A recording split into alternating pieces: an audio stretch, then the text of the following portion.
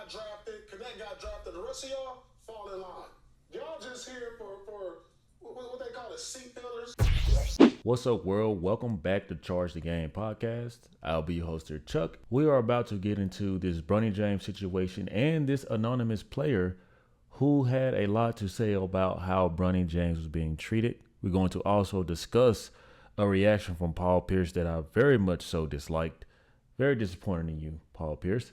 But I understand that these type of things have to happen, and we are about to take a deep dive. So you guys get in here, subscribe to the YouTube channel. Let's go. Anonymous Lakers player has harsh words about Bronny James' special treatment. So this is my thing. This is a Lakers player, right? Anonymous Laker player, right? And I told you guys that there were going to start to be these whisperings. There were going to start to be these rumblings, because at the end of the day, most of the players that play alongside LeBron James, whether it's a drafted player or an undrafted player like Austin Reeves, those guys pretty much had to work. They had to work their arse off to get to where they need to be. And at the end of the day, it's very hard to digest and swallow what the LeBron James show is forcing him to do, right? The attention he attracted was very frustrating for the players to see, and his alleged star treatment caused friction amongst the team, which went 0-5 to start the tournament, right? And I know that there are a lot of people stepping up to say the heroic things like, well, he was drafted, they're going to showcase this, they're going to showcase that. But the truth of the matter is, this has never really happened in NBA history, so they're doing a great job of sweeping this under the rug. They're doing a great job of, making certain, that this is a norm. And they try to throw things in your face like, oh, Giannis Antetokounmpo, brother, and people in the organization. And this is my whole thing, guys. This is my whole thing. If you really do a deep dive into the whole Giannis Antetokounmpo situation, you will know that this guy could at least play some type of form of basketball to his athletic features, his height, his size, his strength. 3, the fact that Giannis was very unheard of for a while. Even when he got drafted, no one really expected Giannis to be what he is and, exactly who he is. And also, this guy's coming from a whole nother country, barely knows English, right?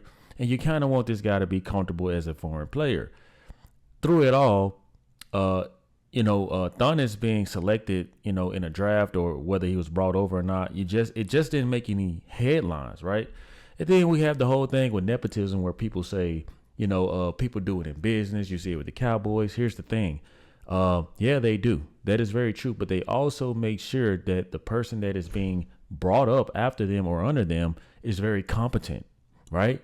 So there's a huge difference, right? There's a huge difference. Bronny James has a lot to work on. So you should not be willing and ready to hand the keys or the franchise over to a talent like Bronny James. But let's keep going. That kind of tension didn't help the group of players to build chemistry, and you could feel that there was no unity between this group of guys, as Bronny was the main guy, and others didn't feel that it was right, that he deserved that. And I totally understand that.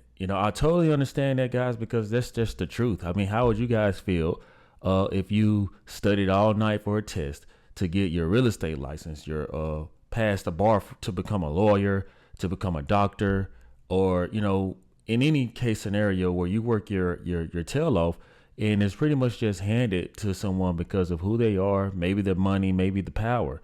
At the end of the day, it just will not be respected. And I don't understand why people are taking a crap on these anonymous players as if they aren't human. But let it be your player. I guarantee you this, guys. If some of these ex-NBA players, former NBA players, had players in the same draft with Bronny James with the same opportunity, and their kids were better, I guarantee you that they would not be talking this. They would feel the same way that these anonymous players in the Summer League felt. It goes on to say, along the way, Bronny's reps made the guard unavailable for the media availability on several occasions, which the source labeled as not nice towards the teammates and other franchise members. This isn't a good look for us.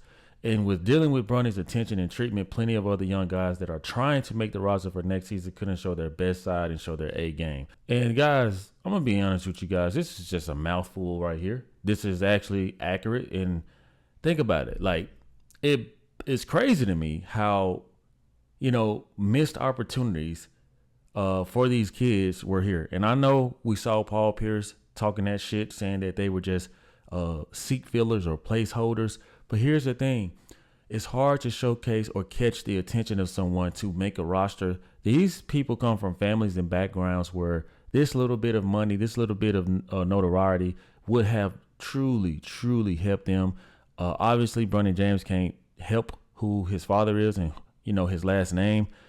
He's been rich for a very long time. I'm not trying to count his pockets, but based off the NIL, the game deal, he seems to be in pretty good hands. You know what I'm saying? So I think that, this was tough.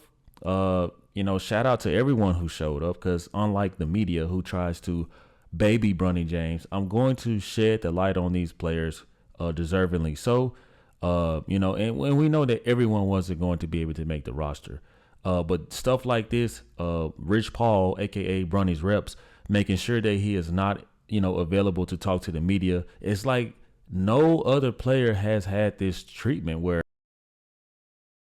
and it's going to make the people, the opponents, really, really not respect Bronny James. And LeBron James is going to be feeling some type of way when the world comes crashing down on the Los Angeles Lakers if their roster isn't anywhere good or where it needs to be to compete for a championship. Damn the playoffs. We're just talking about the championship here, guys. And this is crazy, guys. But let's get into this undisputed take briefly, where Paul Pierce, out of all people, he had something to say that I disagree with. So let's check it out. First of all, who's saying this, Skip? Don't know. Because first of all, Bronny got drafted, Cadet got drafted. The rest of y'all fall in line. Y'all fall in line. Yeah, everything gonna be sitting. They developing the draft picks. Y'all just here for what they call it, seat fillers. When you go to the awards, they don't really got a ticket. They don't really got a ticket on the roster. Yeah. But if the seat is open, you got to fill it. Yeah, that's true. These are seat fillers talking. What type of respect is this? Like, honestly, and I'm a Paul Pierce fan, but this is where I disagree with Paul Pierce 100%, man. Like, even to hear him talking like this, you don't know what these kids have gone through.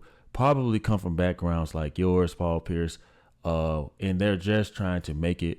You don't have to make matters worse. This is what you call rubbing it in and smearing their faces in crow, basically. This guy, Paul Pierce, the truth. I understand that he can be a little explicit sometimes, but this ain't the way. This isn't the way, and I just disagree. I think that you would have come off better, laying a message like, hey, guys, this is what's to be expected with a guy, who actually got drafted and also is the kid of the number one player. It doesn't seem fair, and maybe it's not fair, but perhaps, there can be opportunities for you to grow in a G League or overseas and then make your way back to show people what they missed out on. You know what I'm saying? Like, it's ways to deliver that, right? But don't nobody got a problem with this. This is Paul Pierce tearing down not just one black man, several black men across the country who are in one place to make a name for themselves. But you say one thing about Bronny James in a negative aspect or anything like this, and it's so hypocritical, they'll say that you are tearing down a black man. No, we pick and choose. Let me tell you guys something, especially the black community, and I mean this. We really pick and choose who to uplift and who to destroy instead of just being fair across the board. That is where I am misaligned with a lot of these people in the media and people who are biased towards people or a person because of his money and power. The bottom line is that a lot of opportunity was missed, not just in the Summer League, but on the USC team where, players should have really deservingly been in that 55th spot. Even if you would have taken Bronny James's teammate who was averaging 15 points, per game is significantly better than 4.7 points. So come on, guys, like, let's just be fair. Let's be fair across the board. And I don't understand why, and especially on a dying show like Undisputed and Skip Bayless is out of the door, why Paul Pierce had to say what he had to say. But this is where I will keep telling you guys and quoting Kwame Brown, stars are not born. They are very much created. And this is evident, guys. So you guys tell me, what do y'all think? Do y'all think that the anonymous player, plural players, were wrong about what they said about Bronny James? Because it didn't seem like it was disrespectful. It's just pretty much the synopsis and consensus of, what pretty much not only them, but all of us are thinking. So y'all let me know in the comment section like you often do. Thank you guys for watching. See you guys next time. Peace. Yeah.